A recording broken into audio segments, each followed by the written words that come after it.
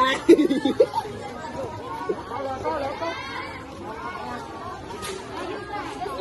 masks worn during Bacolod's Mascara Festival are a symbol of the city's resilience and optimism. Born out of a crisis in the 1980s and represent the people's ability to find joy even in difficult times. The Mascara Festival, meaning many faces, emerged in the 1980s to lift the spirits of Bacolod after a period of economic hardship and tragedy. The smiling masks are a powerful visual representation of the city's ability to overcome adversity and maintain a positive outlook. The festival was created to celebrate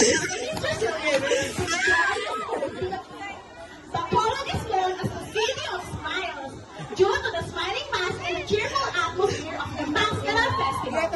The Mascara Festival also includes colorful costumes, street dancing, and parades. Other festivities. Atake! Hindi ko kayo nakaya. Bawing-bawing! Tuloy Bacolod! Mascara Festival!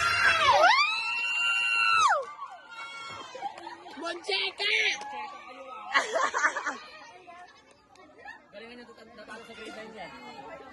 Sure! Sakuting yon, hindi festival dance.